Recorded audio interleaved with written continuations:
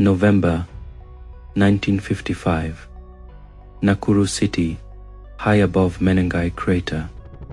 A light reconnaissance aircraft cuts through the thin air above the Great Rift Valley. Below lies Nakuru. The pilot, an experienced colonial navigator, looks down at his instrument panel. The compass needle begins to dance. Not a gentle drift, but a violent, erratic spin. Outside, the sky is perfectly clear. Yet within seconds, a sudden, localized wall of dense, white mist rises from the massive volcanic bowl below. Mayday. It swallows the aircraft whole. The wreckage would eventually be located on the jagged floor of the caldera. The plane was completely destroyed, but the investigation noted something far more disturbing. The cockpit instruments were intact, yet completely demagnetized, and the pilot, he had walked away from the crash site, leaving his emergency rations behind, only to vanish entirely into a forest that had no exit. He is not the first, and he will not be the last. This is not a ghost story. This is a study in geography. To understand the disorientation of the present, we must unearth the soil of the past. 600 meters below the rim of the Nakuru grid lies one of the largest volcanic calderas on Earth.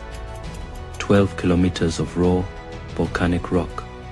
Today, tourists stand at the viewpoint, drinking tea, looking out over the scenic green expanse, but the Earth here has a memory. In the 1800s, this rim was the stage for a brutal civil war. The Elekipiak Maasai, a powerful and feared clan, clashed with the Purko Maasai over grazing lands. The final decisive battle took place right here.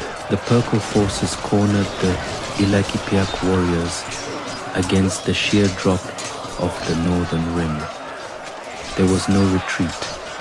In a matter of hours, hundreds of men were violently hurled over the edge, falling hundreds of feet below. The bodies were never recovered.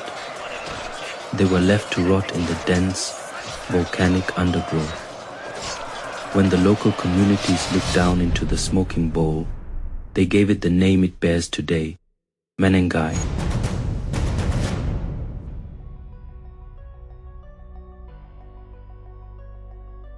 But superstition always leaves a paper trail that leads back to science. If you look at the archives of early mapping expeditions in Kenya, a bizarre pattern emerges. Surveyors in the early 20th century consistently noted that their transit compasses failed inside the caldera.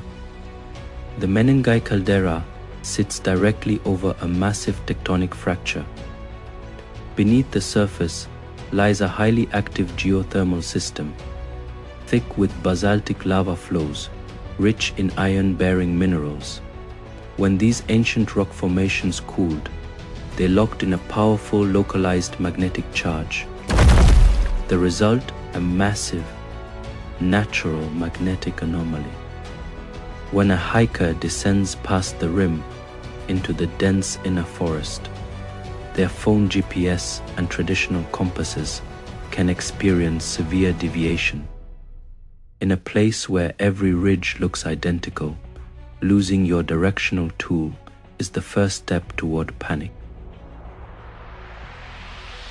Then comes the microclimate. Because of the caldera's immense depth and the heat rising from the volcanic fumaroles, cold air from the outer highlands hits the warm air inside the bowl. Instantly, a thick, blinding mist can materialize out of nowhere.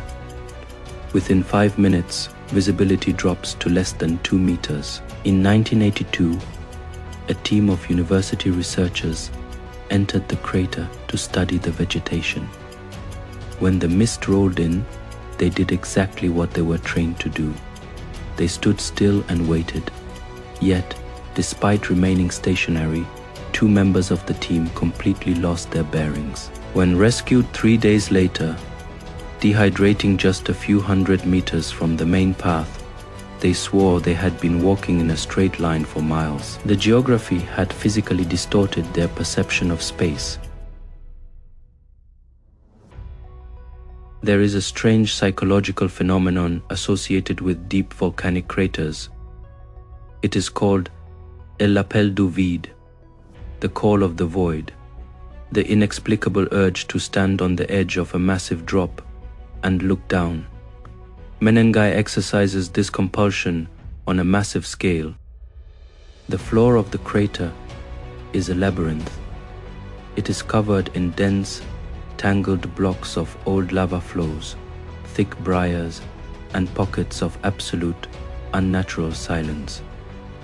Because the high walls of the caldera block out external wind and city noise from Nakuru, the silence inside the bowl is heavy, deafening. In total silence, the human brain begins to manufacture sound. Hikers frequently report hearing the distant sound of cattle bells, or voices calling their names from the thickets. Geologists point out that these are auditory illusions, caused by the acoustic properties of the crater walls, reflecting the faint, muffled sounds of the outer world and trapping them in acoustic pockets. But for some, the confusion goes deeper. The caldera is riddled with active steam vents. These vents release gases from deep within the earth, including trace amounts of carbon dioxide and localized pockets of heavy, sulfurous air. In unventilated hollows of the dense forest floor, a hiker can unknowingly walk into a pocket of low oxygen air. Before you realize you cannot breathe, hypoxia sets in. The first symptoms of hypoxia are dizziness, euphoria, and extreme cognitive disorientation. You lose the ability to judge distances. You make irrational decisions. You walk deeper into the maze, thinking you are heading toward the exit. Superstition says the spirits are pulling you in. The Menengai crater remains a paradox. It is a tourist destination, a geothermal power source, and a geographic trap. It is a place where history, magnetism, and atmospheric pressure combine to create a perfect machine for human disorientation. The fallen warriors of the 19th century may be gone, but the landscape they left behind still holds the power to swallow the unwary. Nature preserves its secrets, and some archives are carved directly into the stone. The truth is in the archives.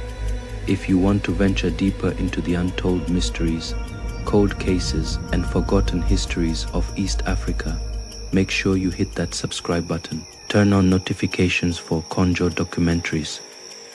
Don't get lost in the mist. Until the next file is opened, stay sharp.